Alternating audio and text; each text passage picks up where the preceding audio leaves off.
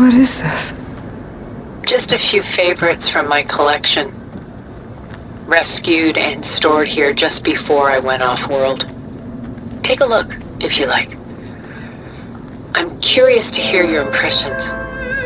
My friend is dead.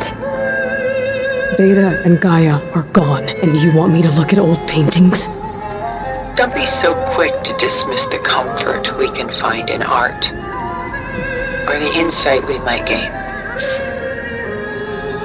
The Gust, by Willem van de Velde, the most famous of his many maritime paintings.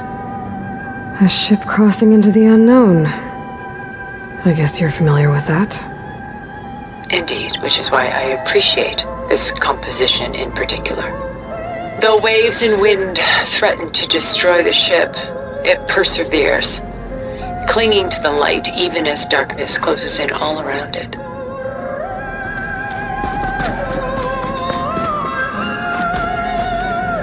A portrait of the painter, Rembrandt's son Titus, depicted in the habit of a monk.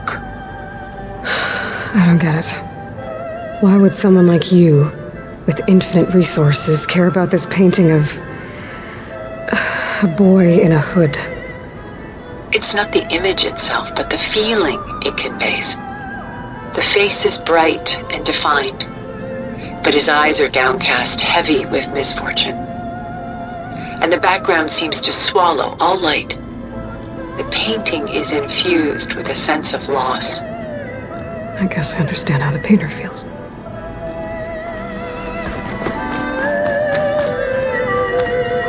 Selene and Endymion. She's the goddess of the moon, whereas he's a simple shepherd. Beside her is the god of love, Cupid. So she's sneaking up on him? More like visiting him in secret. The torch that Cupid bears represents Selene's undying infatuation with him. Though the two must remain apart, her love will forever burn.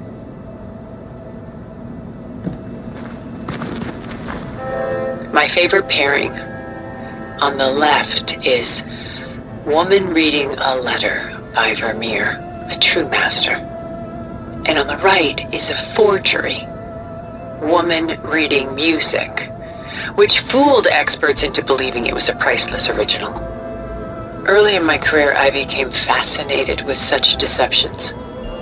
Eventually, I developed scanning software that could detect fakes with unparalleled accuracy.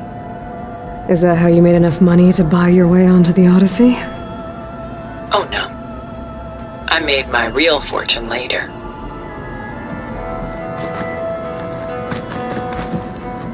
This is Rembrandt painting Jeremiah, a man in mourning. Mourning what? His home. The ancient city of Jerusalem. He foresaw its impending doom, but could do nothing to prevent it. So instead, he saved its treasures from destruction, just as I saved these works. You could say we're kindred spirits.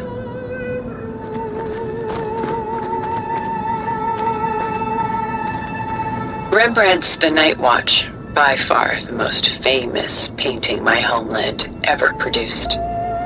It was commissioned to honor a militia made up of influential citizens. I guess you must have been an influential citizen. In my day. But not as influential as you've been in this new world.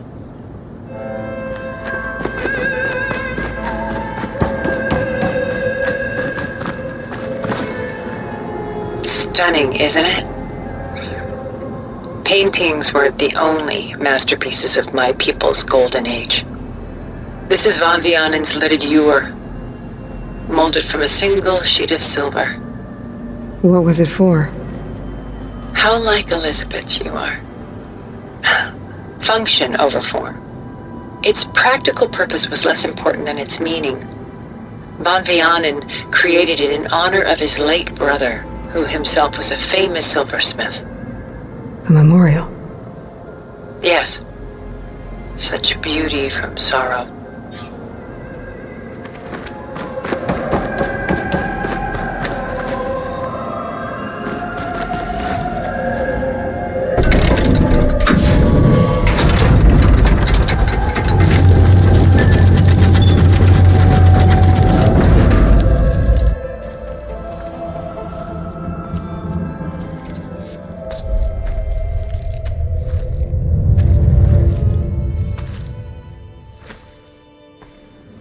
There you are. Feeling better? How did you find us? At the cauldron? And what did you do to everyone right before I passed out? All business, I see. Well, suffice it to say we were keeping a very close eye on Hephaestus, knowing we would need it at some point.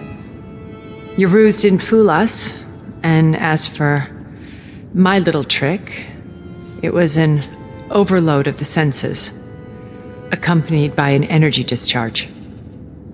Gerard and Eric were only momentarily disoriented due to their shields, but it rendered you unconscious while I got you out. Perhaps some breakfast might steady you a bit?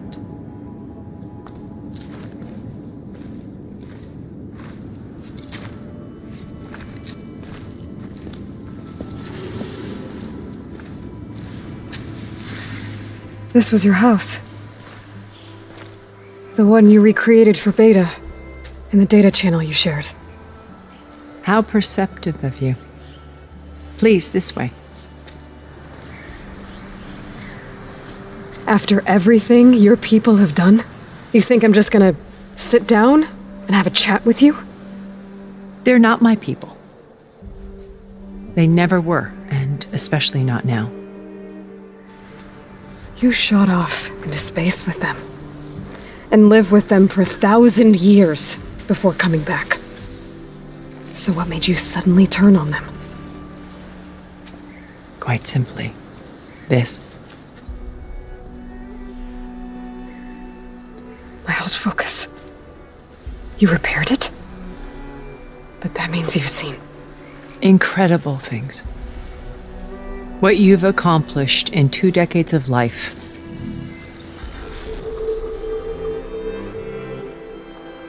A 1,000 years at my back and I haven't even come close.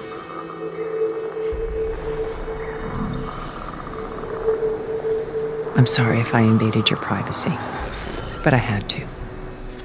In order to understand. To be enlightened. You truly are Elizabeth's blood. With her drive, her sense of mission, her integrity. Watching all this shamed me for the company that I've kept. Having seen it, all I want is to help you. even if it means stopping your friends? Especially so. Please, sit down.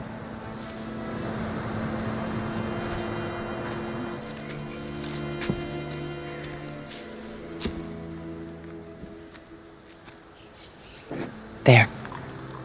That's better. Now, we must recover Beta and Gaia at all costs. By now, you must know that Gerard intends to use Gaia to reboot the Earth's biosphere. Remaking this world to specifications that would only suit us immortals. This process will kill every living thing on the planet. He calls it a clean install. Not if I stop him first. Not if we do. And once he and the others are gone, we can work together to fulfill Elizabeth's dream. I'm sure Beta told you that there's a build of the Apollo database on board our ship. A complete collection of human knowledge. With that and Gaia, we could do everything Elizabeth wanted. Heal the biosphere, educate the people of this world, uplift them. Create the world she imagined. Let's not get ahead of ourselves. From what I've seen, your friends are invincible. I do wish you would stop calling them my friends. And they're not invincible. In fact, a friend of yours has found a way to defeat them. Silence. Oh, he's been a busy bee, building an army powerful enough to crash through Gerard's precious base. Yeah. Regala and her rebels. Even now she's preparing a final march on the Tenakth capital. When she wins, she'll have the entire tribe under her control. Hundreds of warriors and machines to throw at the base. She's been duped. They'll all perish, of course. But it should be enough to break Gerard's defenses and allow Silence to kill him. Along with all the others. Using the new weapon he's developed. Yes, he's found a way to circumvent our shields. Truly an exceptional man. He's planned for everything. Except you and me. You see, while his army is battering down Gerard's doors, you and I will sneak in through a back way. One that only I know about. While Silence and my friends are busy battling each other, we'll take back Beta and Gaia. I told you I want to help you. I mean it.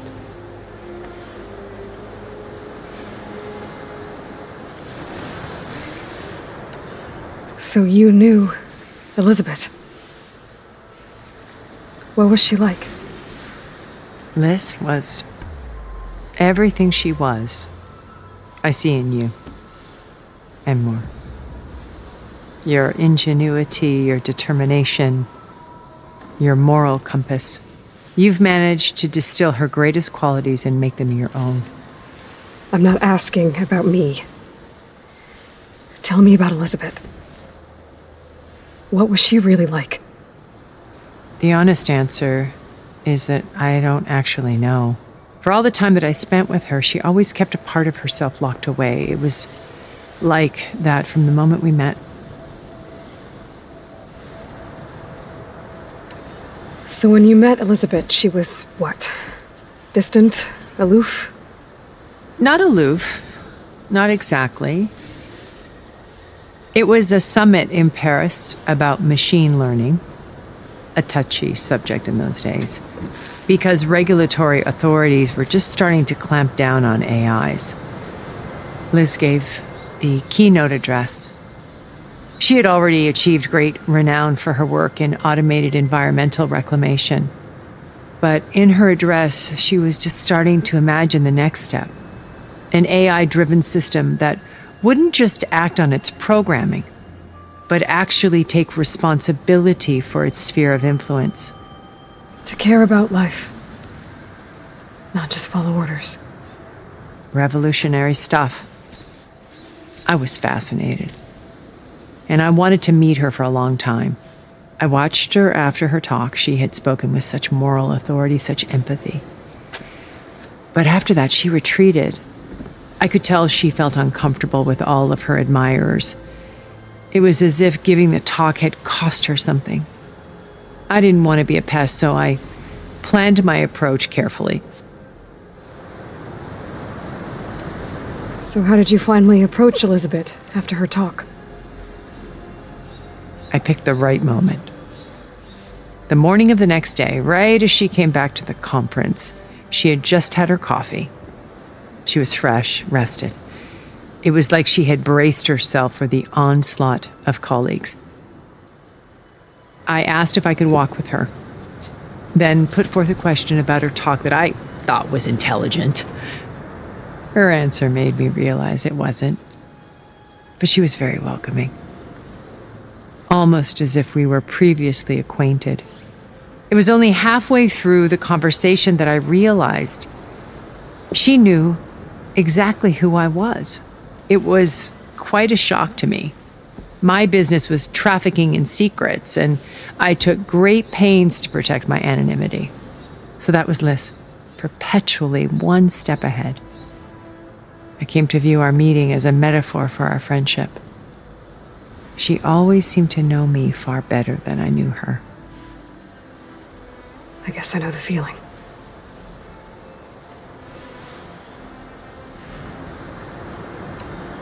How do you know about Silence's plan? He isn't the only one adept at spyware. You hacked his focus? No, he's too careful for that. But his subordinates? Not so much. He gave additional focuses to the tribals he branded the Sons of Prometheus. The ones working with Regala. By tapping their focuses, I learned about most of his dealings. The distribution of override technology, the arming of Tanakh rebels, and the secret pact with Regala to attack Gerard's base. But how did he come up with a weapon that can take down your shields? That's the one thing I haven't been able to figure out, but however he did it, I'm quite certain it will work. With it and the Tenakth army, victory seems to be within his grasp. Such a shame he'll be disappointed. Regala's only interested in killing Hekarro and waging war on the Karja. What does she have to gain by attacking Zeniths? It's the price she must pay for her war. Without the ability to override machines, her little rebellion would have languished in the desert. So she trades with the Sons of Prometheus. Machines to help her overthrow Hekarro. In exchange for an assault on the base.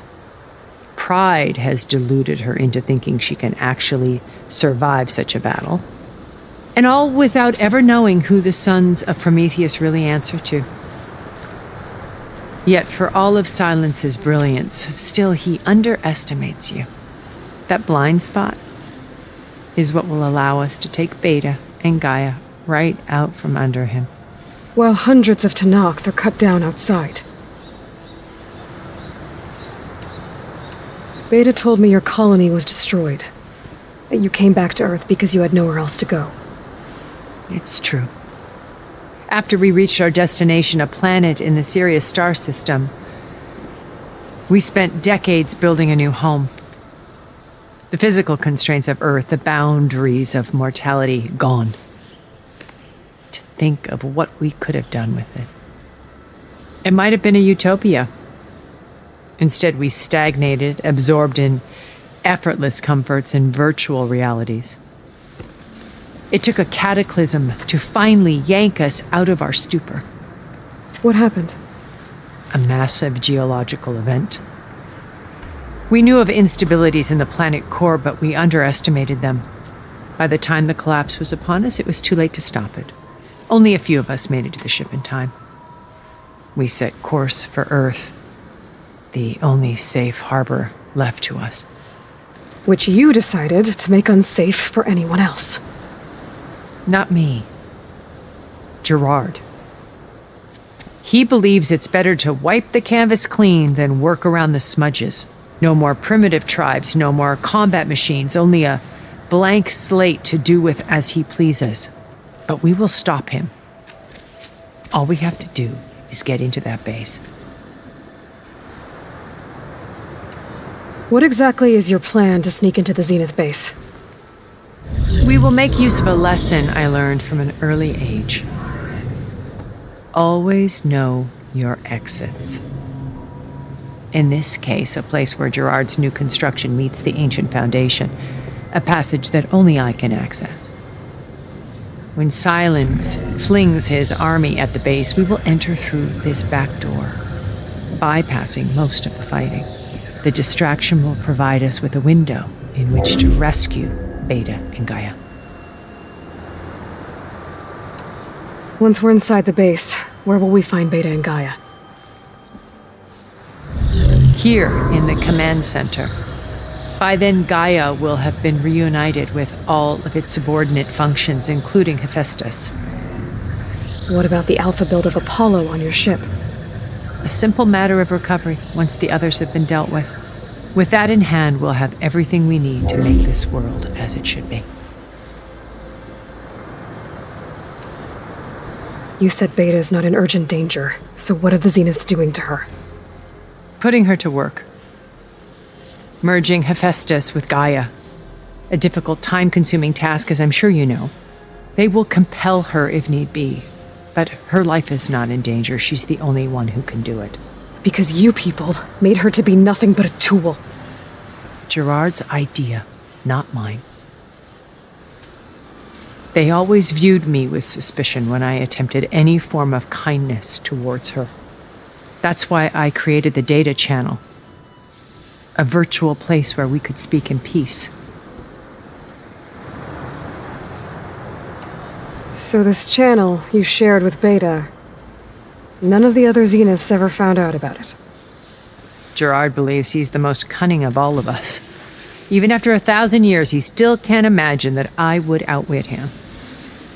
The channel allowed me to interact with Beta away from their mistrustful eyes. It offered us a chance to be ourselves. Until you cut off all contact. Yes, though it pained me. I was worried that our meetings would do her more harm than good. Well, she felt like you tossed her aside. I was afraid the others would find out and punish her. She may not have had the comforts of friendship anymore, but at least I ensured she was safe. I know it seems harsh, but you must believe that her well-being has always been paramount to me. Why did you make the data channel look like this place? I built this house as a shelter to weather any storm. A safe place. Not just for me, but for the art stored below. Cultural artifacts of incalculable value. Truly some of the greatest achievements of human civilization. And you wanted Beta to see them? Yes. Her upbringing was so cold and technical. I thought if she could experience Vermeer and Rembrandt, it would bring something else into her life. A heritage every bit as valuable as the scientific and technical data being drummed into her. I'm sorry I had to cut off contact, but I'll never regret sharing this house with her. She needed its shelter even more than I did. My old focus. How did you find it, let alone repair it? When we encountered you at the Hades Proving Lab, Gerard saw you as a redundancy. I knew better. You were a revelation. After your dramatic escape, bravo, by the way. Gerard and Eric assumed you were dead and gave up the hunt. I wasn't so sure. When the others were busy, I returned to the lab and searched for any trace of you. That's when I found this little treasure. Not easy to repair, but certainly worth the effort. As I watched your life unfold, you were like a splash of color on a worn canvas. What Liz was, and more. Did you show it to the others? Of course not. It was your actions that inspired me to defy them. It's worth noting that if I hadn't found it and watched its contents, I wouldn't have known to save you at the cauldron. You'd be dead. So I should be grateful? If you like.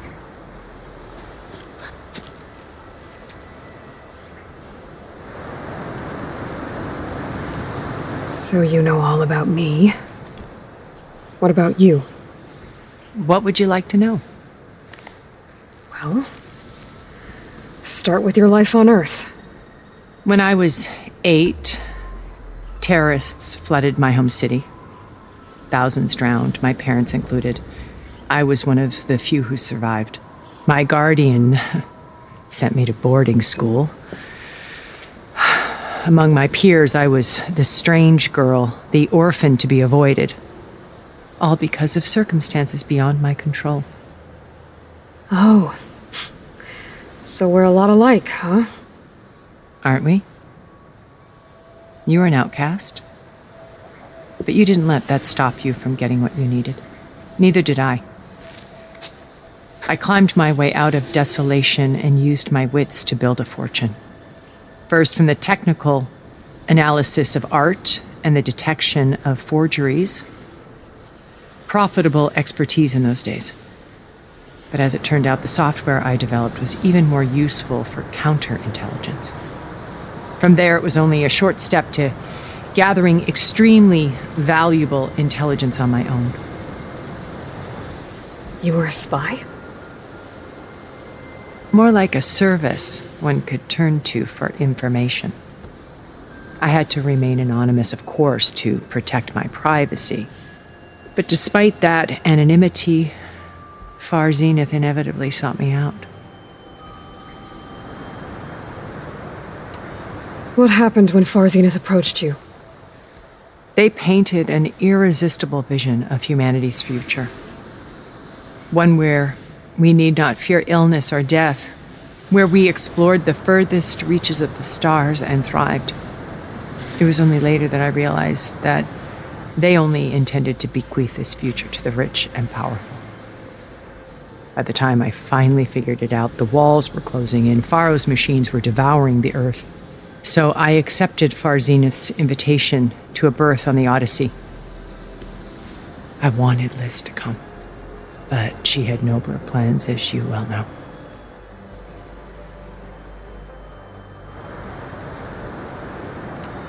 So you didn't know the other Zeniths were monsters until it was too late?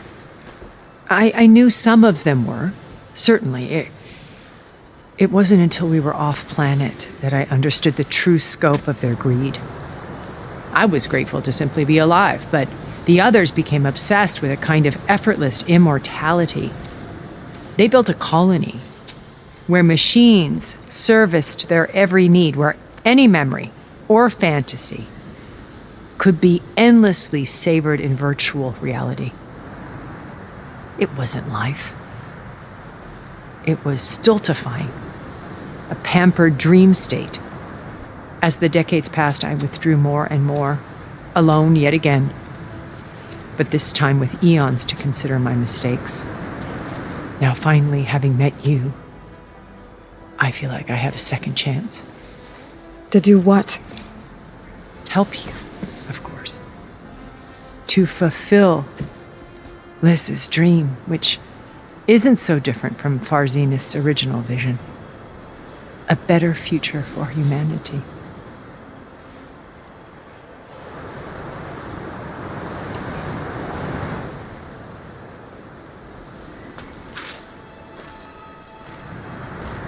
First Varl. Now Hikaru and the Tenakth. Your plan would wipe out an entire tribe. There has to be another way. We are in an admittedly desperate situation, but I assure you there isn't. Remember Zero Dawn. Elizabeth's sacrifice. Sometimes many have to die for a new world to grow. If it looks impossible, look deeper. Wait. The data channel. It still exists, doesn't it? I need you to open it. Let me talk to Beta. Impossible. We might be detected. It's worth the risk. There is another way, one where the Tenakth survive. But we won't. If the others... If you want to help, open it.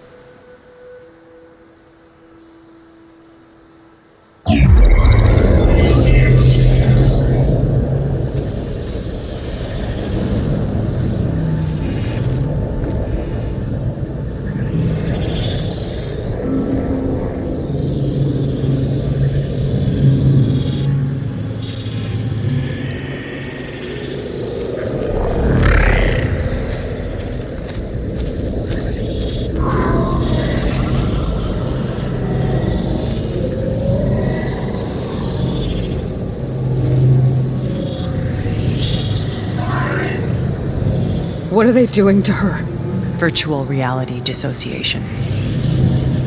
The manual merge of Hephaestus will take hours upon hours of tedious micromanagement. If she resists the work, they run simulations to induce feelings of isolation and despair. Beta, can you hear me? You're alive.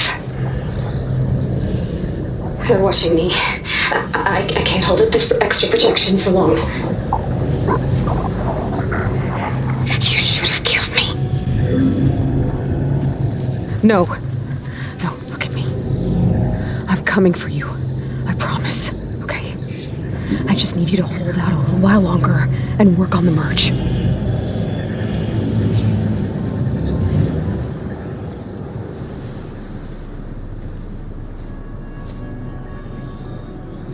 Then I think it can be done. I'll contact again when it's time. Can you hold on? As long as I know you're coming for me, I can endure anything.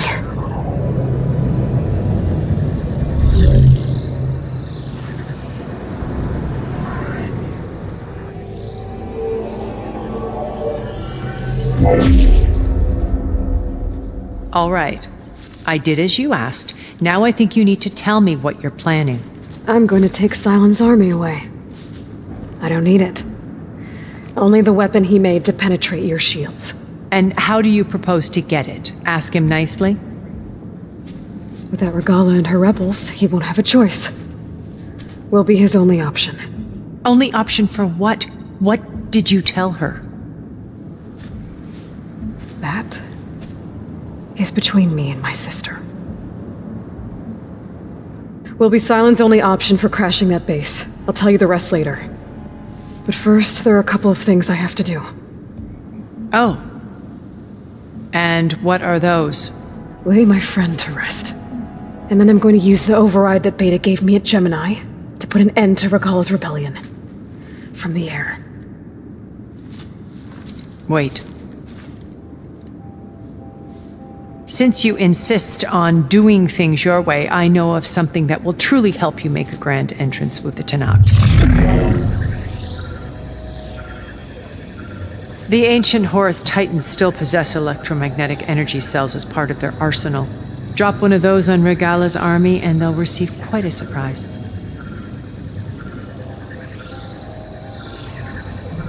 So go, do what you must. I'll come to your base if you manage to bring Silence to the table. Not if. When.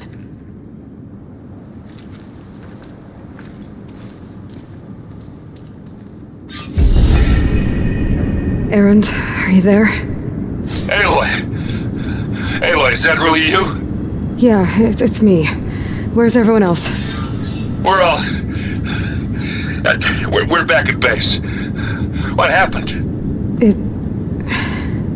It might be easier to explain in person. I'll try to join you there when I can. Okay. We'll wait here for you. It's good to hear your voice, Aloy.